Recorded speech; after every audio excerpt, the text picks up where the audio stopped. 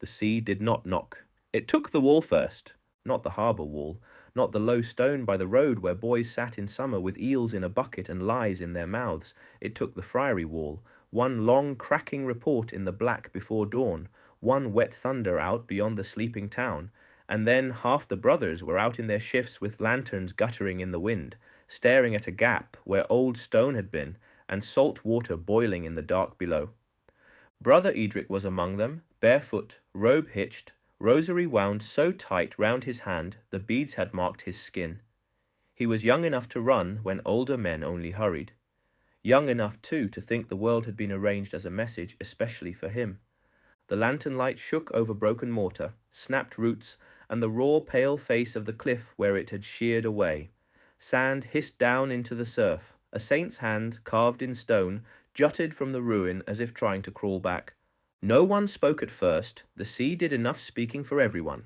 Then Prior Halwyn came up behind them, broad-shouldered in a wool mantle gone stiff with damp, and said in the tone of a man naming what was plainly in front of his nose, "Bad winter, bad footing. The wall was cracked last Martinmas." Edric did not turn. His eyes were on the black water striking the cliff. "It took the chapel side first," he said. "Yes," said Halwyn, "the chapel side. Yes, brother Edric, that is where the ground was weakest."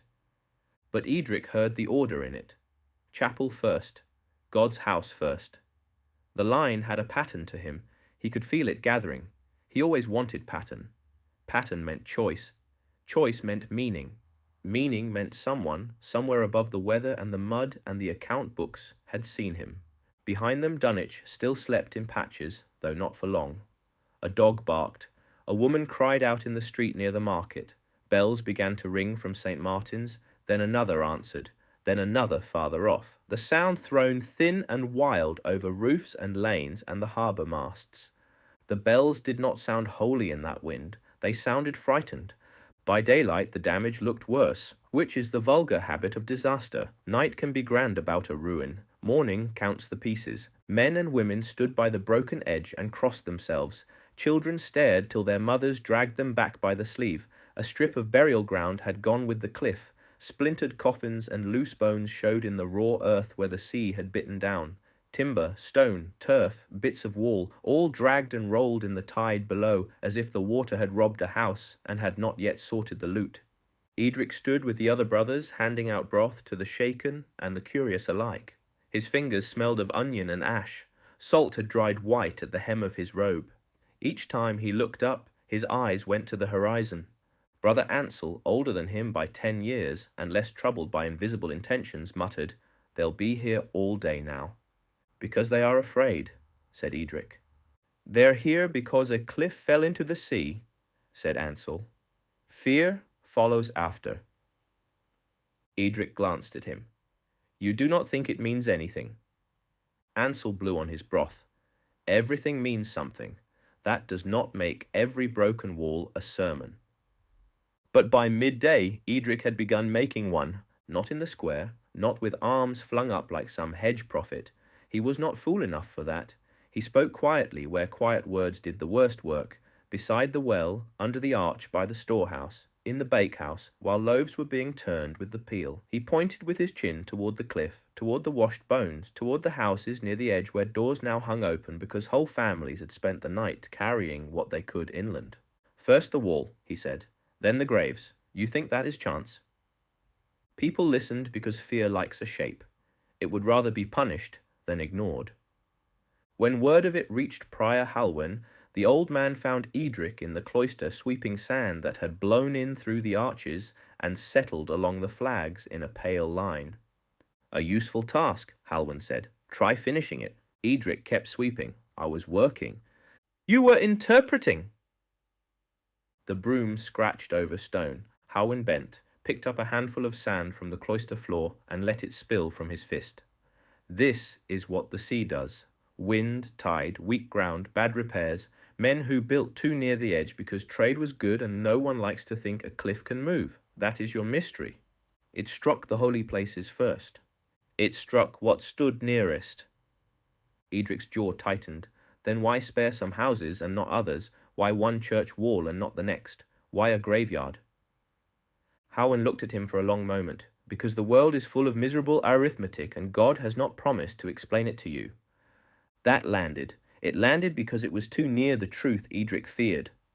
He wanted to be the one who understood before the others did. He wanted the thing underneath appearances, not weather, not bad stone, not men with weak hands and damp mortar. Something higher, something terrible, something chosen. He swept harder. Outside, the sea went on eating. Over the next days, the town came apart by measures rather than by drama, and that is often worse. A boat vanished from its moorings, a lane cracked, a garden tipped into emptiness overnight, cabbages and all. One cottage stood in the morning with its back wall open to the sky, another had to be hauled down before it slid of its own accord. Men drove carts inland piled with bedding, tools, salted fish, infants, icons, hens stuffed squawking into baskets. Women argued over rope, over timber, over whether to leave now or after one more tide. Priests carried books out of churches with the look of men rescuing their own memories. And always the bells, sometimes to gather hands, sometimes to warn, sometimes because people could not bear not to hear them. Their sound grew stranger with the days, thinner, lonelier, as if the wind was swallowing the bronze before it could reach the fields. Edric watched everything and fed it into the furnace of his certainty. He saw a roof split and thought, sign. He saw a child's toy boat in the mud beneath a fallen quay and thought, sign. He saw gulls wheel over the broken graves and thought, sign. It is easy to become a prophet when you only collect what suits the sermon. He began to speak more boldly. The sea is clearing us, he told a cooper who had lost half his yard. God scourges before he judges. The cooper, whose wife was packing linen 3 doors inland, stared at him with the flat hatred of a tired man. Then he can lend a hand with the barrels. Not everyone was so blunt. A fishwife pressed Edric's sleeve and whispered, My boy was taken last Lent. You think this is for us? For what we've done? A merchant with wet boots and a ring still on his finger, though he had sold half his house for salvage money, asked, Will it stop if we repent? Edric did not know. That did not stop him. Sometimes ignorance spoken firmly passes for wisdom. Nothing stops judgment, he said. He regretted that line the moment it left him. It sounded fine. It also sounded final. You should be careful what grandeur you permit yourself. It often sends for the bill later. The looting began on a rain-dark evening with the sort of argument men use when they have already decided. Abandoned churches, they said. Timber not yet claimed. Metal that would only be lost to the water. Candlesticks, plate, nails, lead. Whatever could be carried before the next collapse. Hunger makes a very practical theologian. At first it was townsmen prizing boards from a chapel porch that had slipped askew. Then women carrying off pew wood for fires. Then a pair of brothers from the North Lane with sacks under their cloaks and no interest at all in liturgical ownership. By the third night, even the pious had begun speaking of preserving objects by removing them to safer houses, which looked remarkably like theft, except for the phrases. Edric followed shouts through rain to the church of St. Peter by the lane above the shore. One hinge had gone. The west door stood open, banging in the wind. Inside, candles thrashed in their puddles of light. Men moved through the nave in soaked wool and rough hoods, carrying what they could. A painted saint lay face down near the altar rail with his nose broken off. Someone had wrapped a reliquary in sackcloth and tucked it under one arm like a loaf. The air smelled of wax, wet timber, and mud stamped in from the lane. Stop that, Edric said, breathless, though not loudly enough for a brave man. One of them turned, not a stranger. Tom Carter, who had once mended the friary gate and taken ale in their kitchen besides, solid, red-handed, broad in the chest. With him was brother Osric, one of the lay brothers, white-faced and shaking under his hood. Tom's mouth twisted. We are stopping it drowning. You are robbing a church. Tom shifted the sack on his shoulder. I am feeding my daughters with whatever can still be sold 2 fields inland. Brother Osric would not meet Edric's eye. The pyx was already gone, he muttered. The altar cloth too, better some of it be saved. Saved, another useful word. Rain hammered the roof. Somewhere outside the cliff gave a low groan like a cart under too much load. Edric stepped forward, then stopped. On the altar, beneath the ragged light, lay a small silver casket of relics from the friary's own collection, brought over for safekeeping 2 days before. The bones of some martyred saint or other, finger perhaps, tooth perhaps, wrapped in silk, older than the men now stealing round it, holy enough to be kissed, portable enough to be lost. Tom saw him looking. "Choose quickly, brother," he said. "You can have the box, or you can have the door shut against the rain, or you can stand there with your mouth open till the sea picks for you." Edric's hand went to his rosary. His lips parted. Nothing came. It was not cowardice exactly. Cowardice at least has motion. This was worse. He stood pinned between meanings. If the sea was God's judgment, who was he to interfere? If the relics were sacred, how could he let them go? If those before him were hungry, how could he strike their hands away? His certainty, which had felt like iron in argument, turned to wet wool in action. Tom lifted the casket. Brother Osric took the sack. They passed him. Edric did nothing. The next morning he found Prior Halwyn overseeing carts in the friary yard. The old man's face looked more lined than usual, either from age or because the town had forced 10 years through it in a week. "We move stores inland by noon," Halwyn said without preamble. "Books first, plate next, bread and salted fish, then the sick from the almshouse." Edric swallowed. "Last night men took relics from St. Peter's." Halwyn turned. "Did you stop them?" "No." Edric did not say it. He did not need to. The admission had already climbed into his face and sat there. Halwyn looked away toward the carts. "Then remember the feeling. It may do you more good than being right." That hurt more than rebuke. By afternoon the sky had gone the color of old pewter. The wind dragged at every edge of cloth and found every crack in stone. Sand hissed across the yard. A novice ran in from the lane, shouting that another section had gone near the shore road. 2 fishermen arrived, with one of their own between them, half drowned and vomiting seawater into the mud. A woman came looking for her mother, and found instead that the house where she thought she had left her had slipped away before terse. A boy of perhaps 8 was brought in blue with cold, clinging to a bell rope he had somehow torn free from a chapel tower.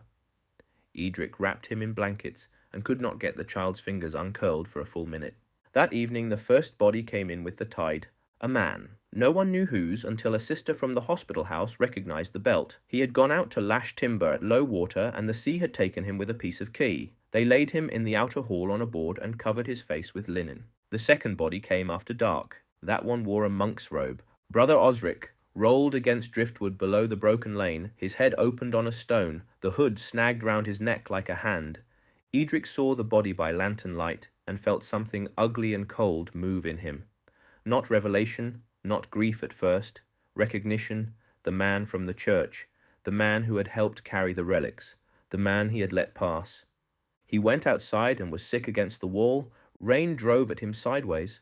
The bells rang somewhere out in the dark, and then stopped so abruptly that for one wild instant he thought the tower itself had gone. The storm that broke the friary came on the next tide. No one needed prophecy for it. You could smell it in the air, metal and brine, and the rank cold of turned mud. You could hear it before moonrise in the long animal roar beyond the harbour, the sea drawing breath. Brothers ran with ropes. Lay servants shoved benches against doors that were never meant to keep out water.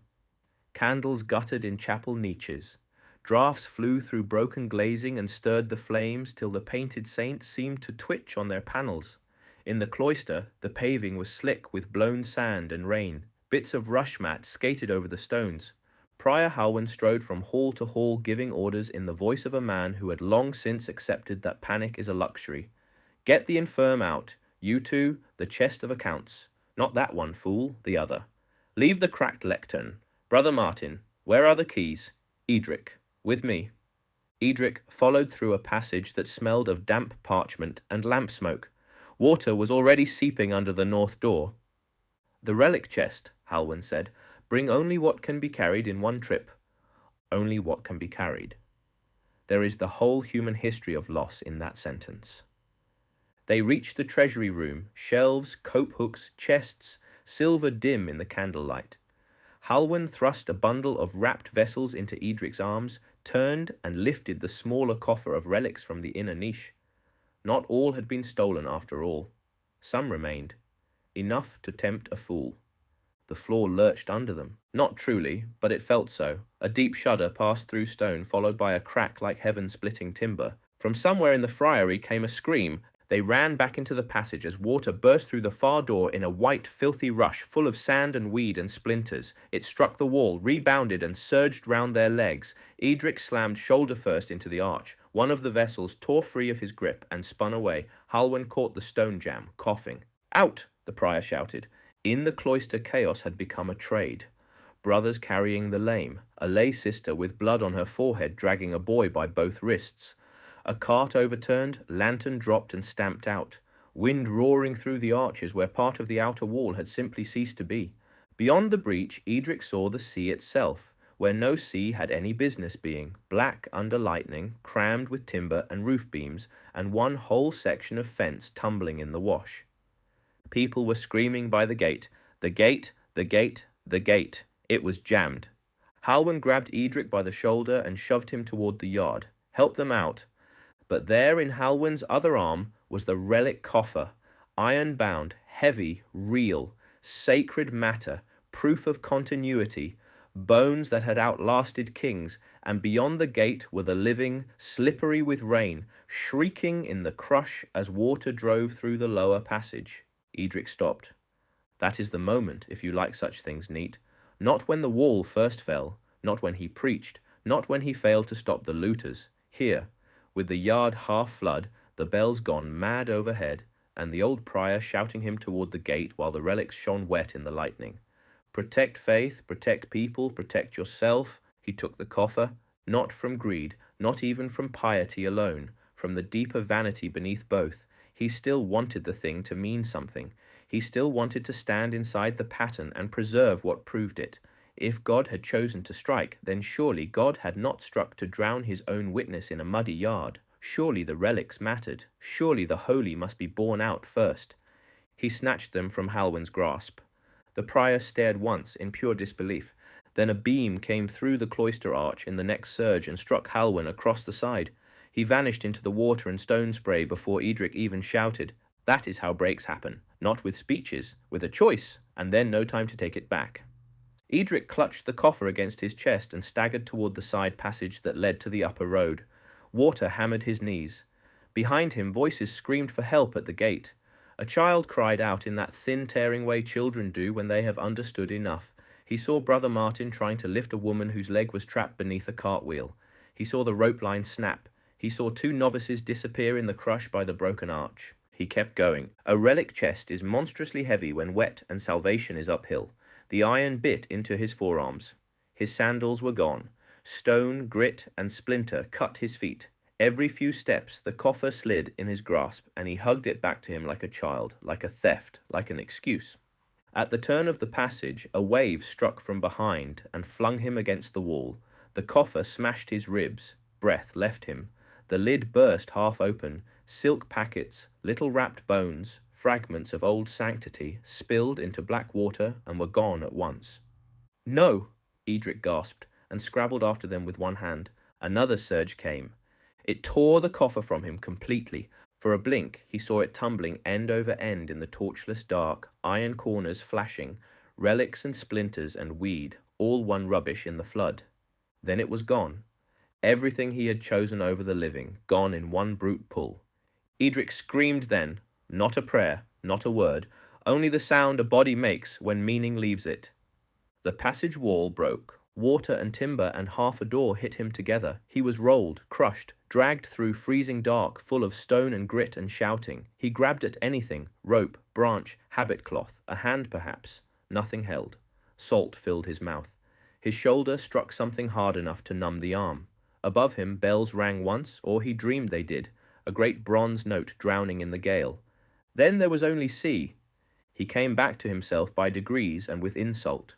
First cold, then pain, then sand in his teeth, then the knowledge that he was still inconveniently alive. He lay among reeds and wreckage on a strip of shingle beyond the town, one arm looped through a length of driftwood as if he had married it in his sleep. Dawn had not yet fully broken. The sky was bruised and pale together. The storm had moved a little north, though the surf still crashed hard enough to shake the ground. He rolled onto his side and coughed until it felt as though his ribs might come up with the seawater. His robe clung to him like hide. His rosary was gone. So were his sandals. One hand was cut to the tendon and packed with sand. He tasted blood and salt and something older, as if the sea had washed half a grave through his mouth. When he managed to lift his head, he saw what was left of Dunwich. Less than before, more than enough. A broken line of walls, a tower bitten through, roofs hanging open, smoke from sodden fires, figures moving small and stunned among carts, wreckage and patches of standing water. The friary was not gone entirely, which somehow made it worse. One range stood, another leaned. The cloister side was open to the sea. A bell tower farther off had canted at such an angle that it looked almost ashamed. Bodies would be found all morning. More by noon, some never. Brother Edric lay shivering on the stones and understood, in that raw animal way pain can teach, that the sea had not cared for his arguments. It had not sorted saints from thieves, priors from novices, relics from fence posts, guilt from innocence. It had taken wall, grave, chapel, child, timber, salt fish, cart axle, prayer book, and bone with the same wet hand. Not justice, not justice either, something worse to a man like him, indifference. He thought of Halwyn, of Tom Carter, of Osric in the dark church, of the people at the gate while he carried old bones uphill.